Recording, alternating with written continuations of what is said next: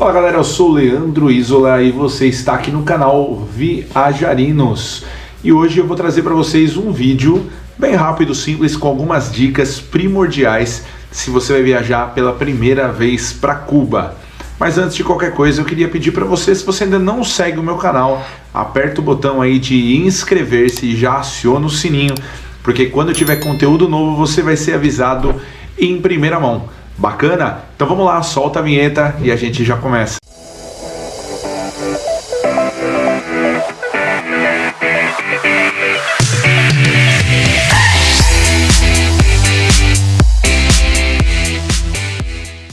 O motivo de eu estar fazendo esse vídeo é o fato de eu ter acabado de voltar de Cuba, então estou trazendo bastante informação fresca aqui na Cuca para vocês e vou organizar esse vídeo por alguns tópicos. Vai ser bem simples, bem rápido, mas bem útil para você que está indo pela primeira vez visitar a ilha caribenha. Primeiro vamos falar de transporte, como que você pode chegar a Cuba. De fato você consegue chegar em Cuba por avião, né? Transporte aéreo é o mais simples, mais rápido e talvez o único meio de você conseguir chegar em Cuba a partir do Brasil. São duas as companhias aéreas que conectam o Brasil a Cuba hoje, de uma maneira um pouco mais simples, com voos com no máximo uma escala. A Copa Airlines, que tem um hub lá na cidade do Panamá, e a Avianca, que tem um hub em Medellín, na Colômbia. Particularmente eu viajei por Copa Airlines porque a gente consegue trabalhar melhor a questão de escala no Panamá. Tem escalas bem curtas aí de 40, 50 minutos, uma hora no máximo, que permitem com que você faça um voo para Cuba quase direto. De São Paulo até a cidade do Panamá, o voo dura cerca de 7 horas. E da cidade do Panamá para Havana, capital de Cuba, você faz um voo de mais 3 horas, ou seja, num total de 10 horas, mais uma horinha de escala, 11, você consegue chegar na capital cubana com bastante tranquilidade. O aeroporto da cidade do Panamá, Tocumen, é bem estruturado, então a sua escala vai ser bem sucedida. Existem muitas lojas famosas, bons restaurantes, então você vai se dar bem. Só que a escala curta, de certa forma, fará com que você não utilize tanto as estruturas daquele aeroporto. Já o aeroporto de Havana é um aeroporto bem simples, e quando você chegar você vai sacar isso. É um aeroporto do século passado, todo pintado em tom de vermelho e com mesas de madeira recebendo você logo na entrada da imigração. Você vai se sentir há pelo menos 50 anos atrás. Apesar de toda a simplicidade, o aeroporto é bem cuidado. O piso é bem limpo, lustrado, parece até que encerado.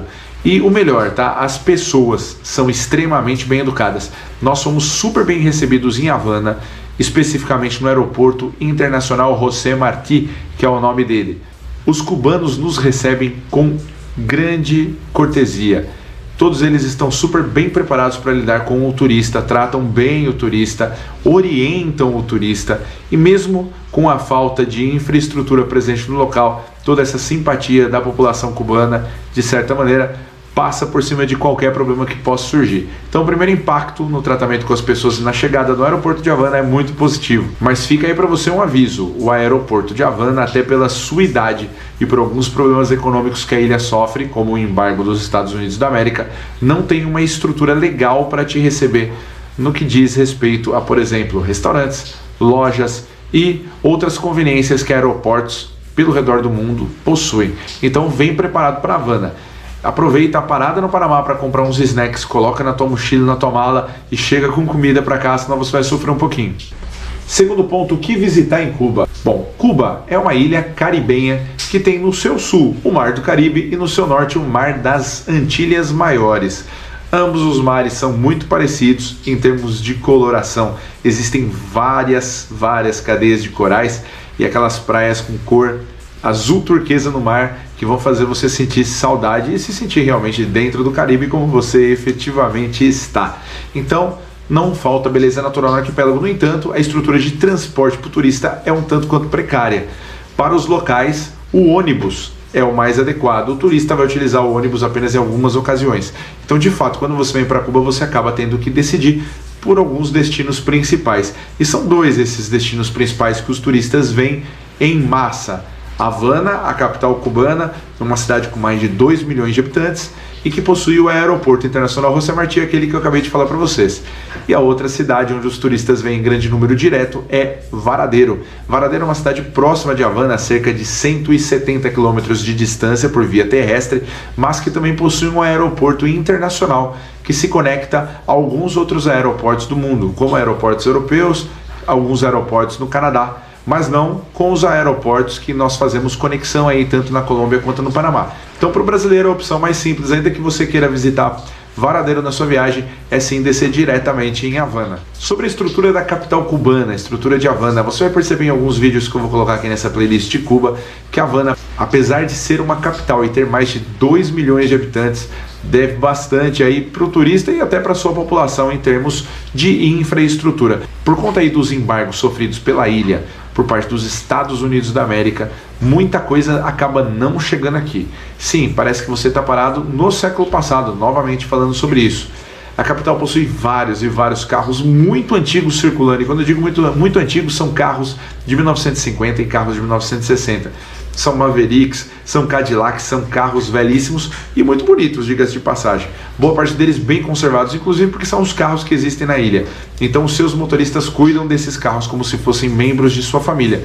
No entanto, como se sabe, carros muito grandes, muito antigos, por mais que tenham algum nível de conforto, não trazem pra gente aquele nível de conveniência que carros mais modernos trazem. O sistema de transporte na capital também não é interessante para o turista. Então, o que eu já digo para você, a primeira dica é: vindo a Havana, hospede-se no bairro chamado Habana Vieja, ou seja, Havana Velha.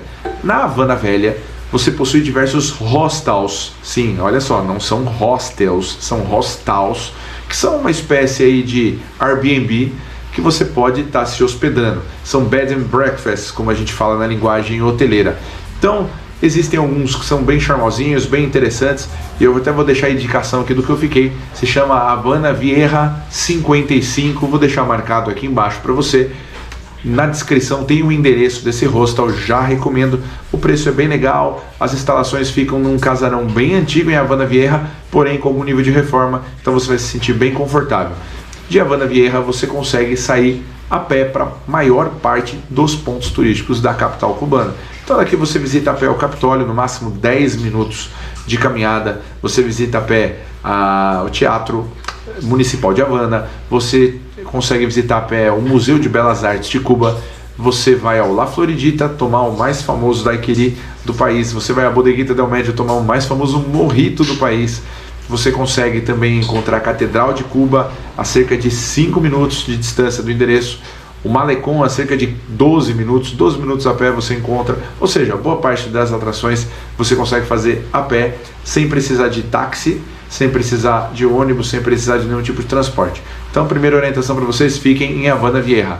Sobre dinheiro, muito importante, tragam moeda estrangeira, tá? Porque boa parte dos estabelecimentos não aceitam cartões. Esse hostel que eu estou sugerindo para vocês, eles aceitam sim o pagamento em cartão, então já dá um alívio, você consegue se organizar um pouco melhor. Agora, restaurantes não aceitam cartões na sua grande maioria, lojinhas não aceitam cartões, tudo aqui gira em torno de moeda, dinheiro efetivo, como dizem os cubanos aqui na língua espanhola. Então traga moeda. São três na verdade as moedas principalmente aceitas, a libra esterlina, o euro e o dólar. Mas em circulação existe mais dólar e euro. Para os cubanos, o dólar possui um pênalti de câmbio por parte do governo de cerca de 10%. Então eles até preferem que você traga euro para poder comercializar. De preferência, traga moeda trocada, porque boa parte dos estabelecimentos vão receber o seu dólar ou o seu euro e te voltar o troco em pesos cubanos. E aí é que você tem que ser ligeiro para não perder dinheiro. Eu vou explicar o porquê. O câmbio de compra e venda de euro e dólar é um pouco diferente. Euro e dólar eles empatam. Os cubanos colocam, por exemplo, uma conta sua que dá 10 dólares, eles trazem lá que dá 10 euros da mesma forma. Legal?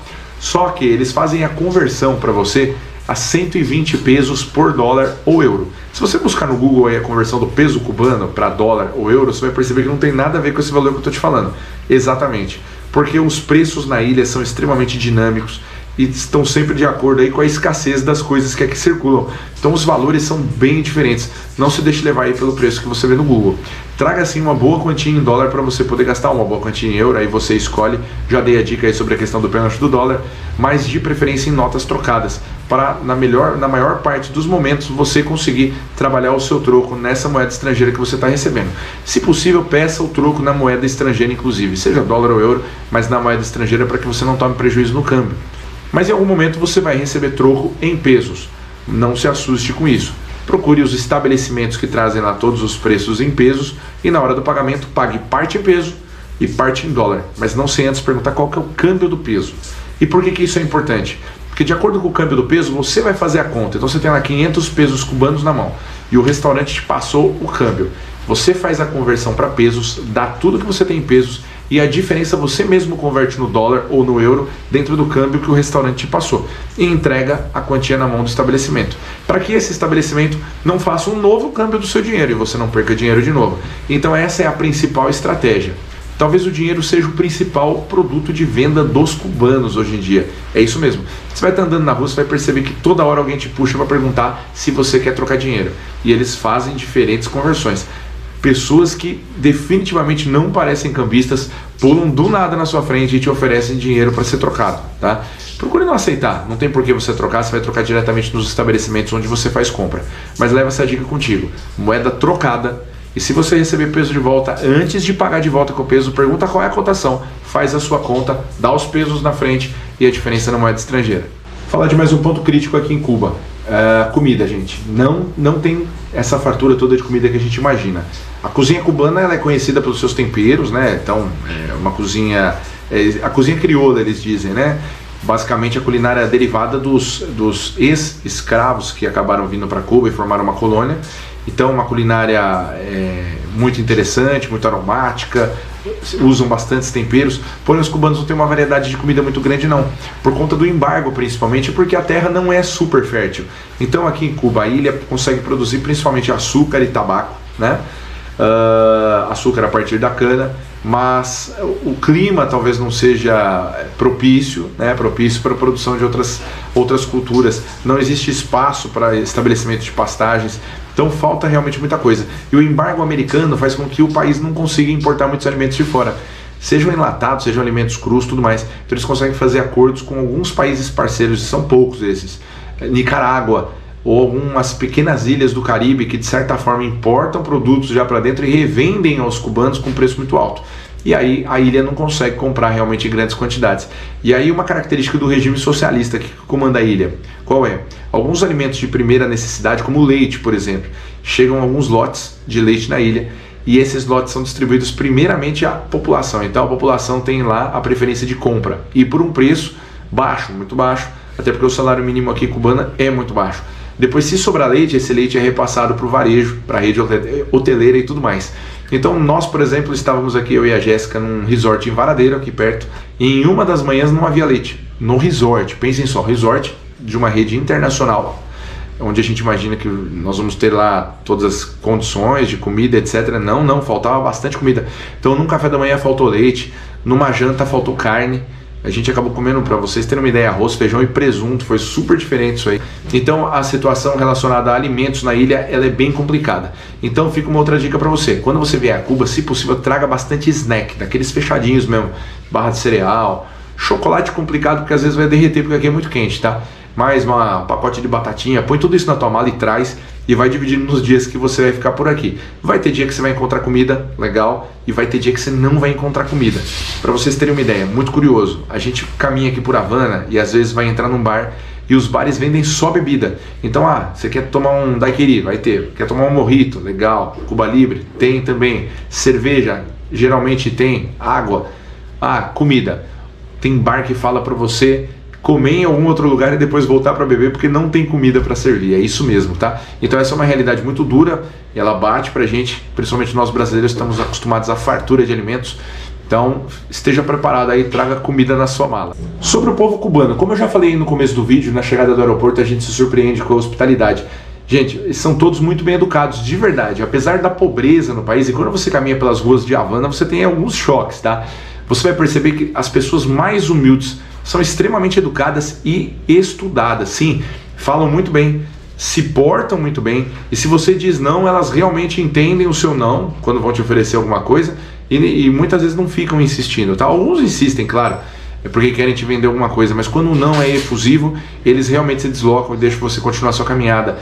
A gente se sente muito seguro nas ruas de Havana, tá? A cidade é muito antiga, muitos prédios estão realmente em destroços, assim, às vezes a impressão que dá uma impressão um pouco ruim de que alguns prédios vão cair, é isso mesmo, a cidade é muito antiga, os prédios estão sem conservação, até por questões econômicas, a população precisa comer antes de reformar os prédios, né? Mas, como eu disse para vocês, a gente sente isso aí. A educação do povo cubano é incrível.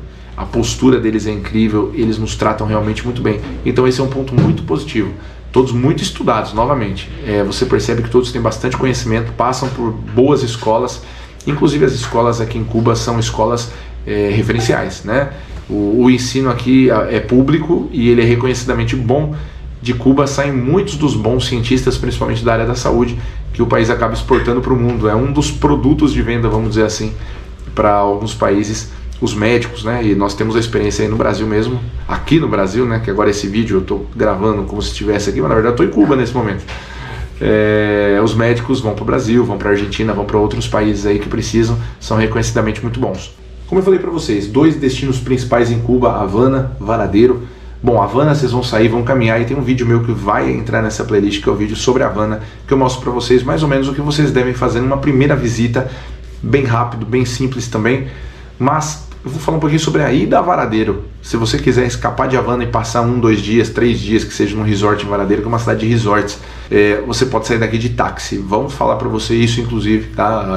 O seu agente de viagem deve te sugerir isso, mas eu falo, vai de ônibus. Tá certo, a gente comprou uma passagem de ônibus pela Via Azul, vou deixar aqui embaixo o site, ó, Via Azul, tudo junto, e você consegue comprar online, deixa seu voucher no celular, mostra lá na hora o teu PDF e você embarca. São 3 horas de viagem de ônibus até Varadero, 3 horas para voltar. O que você vai pagar? É o táxi do teu ponto até a estação de ônibus em Havana e o táxi da estação de ônibus em Varadero até o hotel. Você vai economizar muito dinheiro com isso. E o ônibus é bem confortável, tem uma paradinha no meio do caminho, num bar na beira da praia, bem bacana, recomendado se você está pensando em ir para Varadero. Bom, tem um ponto que vocês provavelmente estão querendo saber: conexão com internet. Tudo aqui é bem diferenciado nesse aspecto. A internet é controlada pelo governo, pela empresa ETEXA. ETEXA, que é a empresa de telecomunicações de Cuba S.A. Então como que funciona? A população cubana tem acesso controlado, mas tem acesso à internet. E essa internet é paga ao governo. Então o governo libera o sinal mediante pagamento pelos populares, pelos habitantes. E para o turista pode acessar a internet? Pode, onde existem hotspots. Por exemplo, nos hostels ou nos hotéis existem hotspots. Mas para você acessar a internet você tem que pagar. Sim, tem que pagar. E geralmente esse pagamento é por hora. Nos estabelecimentos, restaurantes, funciona da mesma forma. Você compra um cartão, que é tipo uma raspadinha da nossa loteria. Você raspa um código e ali vai estar o teu password. Então você vai colocar um username que está naquele cartão, um password. E cada cartão geralmente dura 1 hora de internet. E já vou avisando para vocês, não é internet de boa qualidade não. Então vocês vão conseguir carregar uma foto ou outra ali, mas tudo com bastante paciência. O passeio aqui em Cuba, nesse sentido, então, é um passeio de desintoxicação. Para você que é viciado em internet, talvez seja uma espécie de clínica de reabilitação. Então já vem preparado, tá? Não vai achando que você vai ficar o dia inteiro caminhando e postando coisa no teu Instagram, no teu TikTok, porque não dá não. Não tem internet pro turista na rua, legal? Você não vai achar Wi-Fi livre nos restaurantes, não é assim que funciona por aqui. Então já esteja avisado. Se a tua ideia é vir para Cuba para usar internet e Wi-Fi, esse talvez não seja o melhor destino para você.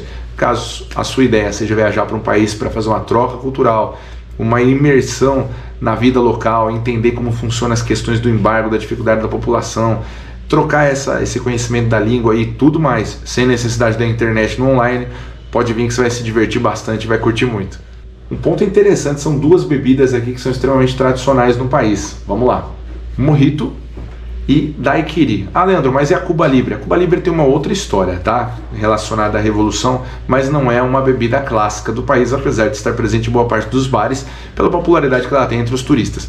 Mas as 2 principais bebidas, os 2 grandes drinks que são símbolos do país são esses, daiquiri e mojito. E onde você deve beber obrigatoriamente esses drinks aqui em Havana? Você encontra esses drinks em qualquer um dos bares de esquina de Havana, tá? Mas obrigatoriamente vou te falar os 2 locais que você não pode perder. Mas antes de eu te dar essa informação, vou lembrar de novo, se você ainda não segue meu canal, aproveita, vai aí no botão de inscrever-se, aperta ele, aciona o sininho para você receber os meus conteúdos em primeira mão, legal? E no final do vídeo, se você gostar desse conteúdo, deixa lá o teu like, comenta embaixo, que eu respondo para você, certo? Então vamos lá que agora eu vou te contar quais são esses lugares. Se você quer tomar um mojito de primeiríssima qualidade, rodeado por bandoleiros tocando a típica música cubana, você não pode deixar de ir à Bodeguita del Medio. Sim, lá Bodeguita del Medio, que é uma bodega pequenininha que fica bem no centro da Havana Velha, pertinho desse hotel que eu estou indicando aqui para vocês. Cerca de 6, 7 minutos de caminhada. Lá você toma o melhor mojito de Havana, sim, o melhor mesmo. Os preços são relativamente turísticos se você não souber fazer aquela brincadeira da conversão que eu disse entre dólar e peso. Se você souber fazer a conversão bonitinho, você vai pagar um preço bem razoável pelo teu mojito. Mas o mojito lá é um pouco mais caro que em alguns outros bares, mas você não pode deixar de visitar. Nesse bar, alguns astros já pararam lá para tomar mojito. Nat King Cole já esteve lá, para vocês terem uma ideia. E, por exemplo, o nosso Caetano Veloso. Sim, Caetano Veloso já esteve lá tomando um mojito.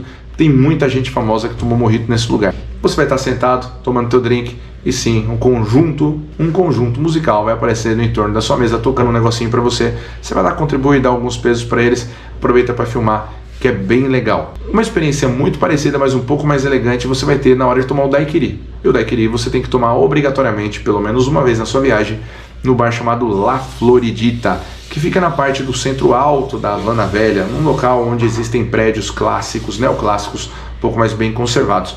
Inclusive a Floridita no lado de dentro lembra muito um cabaré, bem bonito, bem conservado. E da mesma forma que outros bares, a comida lá não é um forte, no entanto a bebida sim. O daiquiri é fantástico. Eu preferi inclusive o daiquiri ao mojito, achei bem caprichado. Lá só se paga com cartão, por isso mesmo você vai ver que não há cubanos quase lá dentro, mas majoritariamente turistas. Então se você quer viver um pouco do clima turístico em Havana, vá com certeza a Floridita. Da mesma maneira que na Bodeguita del Medio, há um conjunto musical lá animando a festa e a galera fica realmente bem alta. Toma lá uns daiquiris a mais, o negócio sobe bem rápido, de repente você vai ver que tá todo mundo dançando e cantando e muita gente se conhecendo nas mesas pequeninas. Uma última dica importante para vocês. Uma forma legal de conhecer a Havana é fazer um city tour. Mas como que você vai fazer um city tour? Tem algum tipo de hop-on, hop-off aqui? Não, não tem. A infraestrutura da cidade não é legal. Você não vai conseguir fazer isso também com ônibus com muita facilidade. E contratar um táxi para fazer um city tour não é necessariamente barato. Mas também não tão barato, mas muito mais interessante é você optar por fazer um city tour que você mesmo vai construir com um Cadillac ou algum carrão, um banheirão antigo. E nós fizemos isso. No centro da Havana Velha, muitos vendedores vão te oferecer com um panfletinho colorido um passeio de Cadillac para diversos pontos da cidade, te cobrando lá 100 euros. 100 euros para 2 pessoas estarem nesse Cadillac. Já vou avisar vocês, é negociável. Eles vão oferecer lá para você cerca de 10 a 12 pontos de parada, pontos turísticos. Entre esses, alguns pontos que são caça-níqueis, como a fábrica de tabaco, que é interessante, mas vão tentar vender bastante tabaco para você lá. E, lógico, o motorista leva a comissão dele. E restaurante, onde, por exemplo, o motorista também leva a comissão dele, é um restaurante que é um pouco mais caro e tudo mais. O que eu posso dizer para você é, pega o panfletinho na mão do motorista, eleja os lugares que você quer visitar. Alguns deles que não podem faltar. Praça de la Revolución, então coloca lá no teu roteiro. Quero ir na Praça de la Revolución. Quero ir no Hotel Nacional, que é bem bacana, que é um hotel cassino antiquíssimo, que hoje funciona como um ponto turístico, também tem uma fábrica de tabaco lá dentro, hotel onde o Al Capone se hospedava e outros figurões no passado. Além disso, coloque lá que você quer ir no Cristo de Havana, que é um mirante, um mirador, de onde você consegue enxergar toda a cidade. E escolha mais um ponto, um quarto ponto de interesse e peça para voltar para o hotel, ou seja, reduza o panfleto lá a 1/3 ou metade dos passeios que estão indicados que vão ser feitos e tire os caça-níqueis de preferência da jogada, a menos que você queira fazê-los, é claro. Fazendo isso, você consegue negociar lá com o menino do Cadillac 2 horas a 2 horas e meia de passeio para o casal, por um preço que varia entre 50 e 60 dólares ou euros, ou seja, metade do preço, e você faz um city tour por Havana num carro antigo conversível, ou seja, já mata mais um passeio, mais uma experiência, que seria simplesmente passear de carro antigo em Havana. E aí você faz as paradas. No nosso caso aí, o menino que fez o passeio conosco, eram 2, o motorista se chamava Mário e o guia que se chamava Oli. Então, na parada ele desce, explica a história para você, conta quais são esses pontos, então acaba sendo bem bacana essa experiência, city tour de carro antigo, de Cadillac, Maverick, aí você encontra o carro que você preferir e manda bala. É isso, galera. Acredito que essas dicas são importantíssimas para você que vem pela primeira vez aí para Havana ou para Cuba como um todo. Como eu disse, traga comida, traga snack, produtos de higiene também. Dificilmente você vai encontrar mercados abertos vendendo coisas. Falta papel higiênico, faltam cosméticos. Então traga tudo que você puder. É uma viagem bem diferente. Venha com a mente aberta. Venha com a mente aberta. Você vai ser muito bem recebido pelo povo cubano.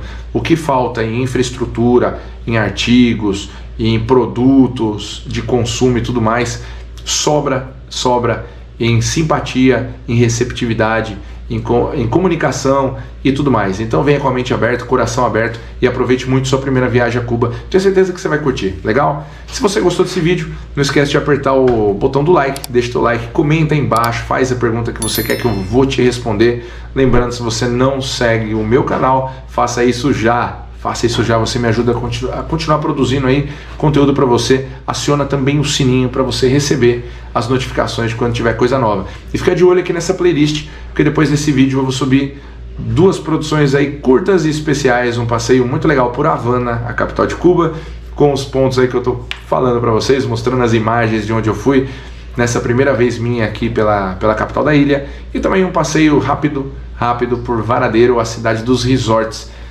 na ilha caribenha de Cuba. Legal? Então, fico por aqui. A gente se vê num próximo vídeo. Obrigado pela audiência e até logo.